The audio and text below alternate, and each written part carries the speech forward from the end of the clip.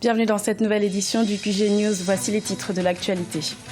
En Centrafrique, la date du deuxième tour des élections législatives devrait être repoussée au 31 mars au lieu du 27 mars. Ce report serait dû à un retard de livraison du matériel électoral. En République du Congo, le président Denis Sassou Nguesso a été réélu dès le premier tour de la présidentielle.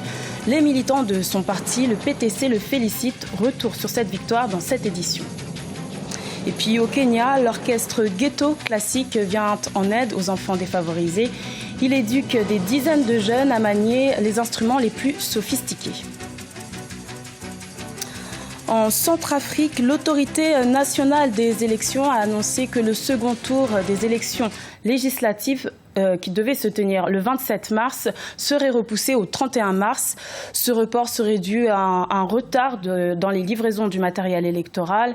Rappelons que le 14 mars, la Cour constitutionnelle de transition avait invalidé les résultats du second tour des législatives de 10 circonscriptions à cause d'irrégularités. Je vous propose d'écouter à ce propos le président du mouvement Correct, Maxime Nana. Mais quelles sont les conséquences de ce report? C'est la question que je me pose aujourd'hui. Initialement prévue au 27 mars 2016, donc ces législatives seraient organisées au 31 mars 2016. Mais il faut le savoir, cette date, c'est rien d'autre que la date butoir de la transition. Or, nous savons tous que la transition, prenant fin à cette date, il en est de même de toutes ces institutions, c'est-à-dire la Cour constitutionnelle de transition et également le Conseil national de transition, qui est l'Assemblée provisoire. Donc, comment cette gouvernance aura-t-elle lieu?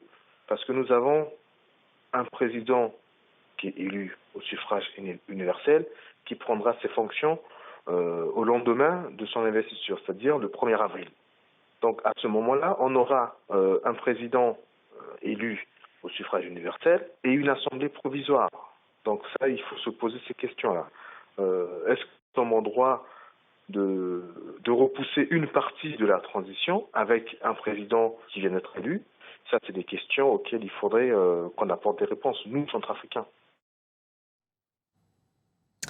Dans l'actualité également au Bénin, la Cour constitutionnelle a validé ce vendredi les résultats du second tour de la présidentielle.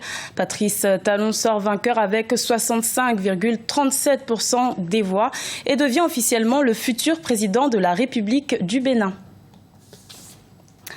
En République du Congo, le président Denis Sassou Nguesso a été réélu dès le premier tour avec plus de 60% des suffrages selon les résultats provisoires, ce que conteste l'opposition. Mais les militants du parti au pouvoir, le PTC, Parti travailliste congolais, félicitent leur leader. Plus de précisions dans ce reportage de notre correspondant Deva Panzou. Commentaire Idlet Mirabel-Bissou. Quelques heures après l'annonce de la victoire de Denis Sassou Nguesso, dès le premier tour de la présidentielle du 20 mars 2016, ses partisans ne sont pas restés indifférents.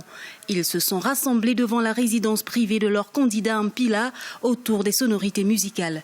Les partisans de Denis Sassou Nguesso reconnaissent cette victoire comme celle de tous les Congolais. Ça va beaucoup faire plaisir parce que c'est une victoire pour tous les peuples congolais ainsi que ceux de diaspora. Vraiment, je suis rempli de joie. La victoire n'est plus pour les Déniciens comme on nous a appelés avant. Aujourd'hui, la victoire, elle est congolaise. Je pense que tout le Congo sera en fait de donner encore une fois de plus la chance à notre président que le Congo a tant aimé. À peine réélu à la tête du Congo, les défis à relever par le premier président de la nouvelle République ressurgissent. Les partisans de Denis Sassou Nguesso ont certes salué la victoire de leur champion, mais ils ont émis le souhait de voir le prochain exécutif porter à l'immédiat des solutions aux problèmes de la jeunesse. Vous le savez bien que le plus grand défi, c'est sur les problèmes de la jeunesse. Aujourd'hui, les jeunes sont majoritaires et ce sont les jeunes qui ont accordé au président ce nouveau mandat. Que les jeunes se retrouvent pour la nouvelle République, tout entier, du nord au sud. Que les jeunes au moins trouvent leur place dans cette nouvelle république. La victoire du candidat Denis Sassou Nguesso était prévisible selon ses partisans. En attendant la validation des résultats provisoires par la Cour constitutionnelle, la contestation gagne le camp de l'opposition qui revendique sa victoire volée. Les Congolais restent optimistes quant à l'issue de cette présidentielle historique. Au Nigeria, plus de 300 sociétés et individus ont été interpellés par la justice pour avoir détourné plusieurs dizaines de millions de dollars grâce à des contrats fictifs. Des responsables politiques et militaires seraient visés par cette enquête. Jusqu'à présent, environ 5 millions de dollars auraient été récupérés. Rappelons que dès son arrivée au pouvoir en 2015, le président Muhammadu Buhari a lancé une vaste campagne anticorruption. Adoucir les mœurs par la musique, c'est le choix de l'orchestre Ghetto Classique au Kenya. Des dizaines de jeunes défavorisés apprennent à manier les instruments les plus sophistiqués. Birama Saonera. Cet orchestre, appelé Ghetto Classique, a un seul objectif, sortir de la rue les enfants déscolarisés grâce à la musique classique. À Korogosho, l'un des plus grands bidonvilles de Nairobi, la capitale kenyane, les enfants manient les instruments de musique avec passion. Une situation rendue possible grâce à une pratique régulière basée sur la discipline et la confiance en soi. Ça leur évite de faire des bêtises, ils se comportent bien, ils rêvent en grand et ils veulent plus.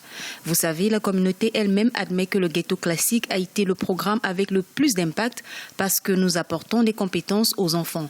Ils se démarquent et deviennent des modèles pour les autres enfants. Grâce à Ghetto Classique, la musique a changé la vie de nombreux jeunes de Korogosho. Ces mélomanes rencontrent aussi des professionnels de musique venus d'ailleurs. C'est vraiment très important parce que cela nous motive. Cela nous donne envie de travailler dur et de continuer à répéter parce que nous aussi, nous voulons être comme eux, jouer au niveau international.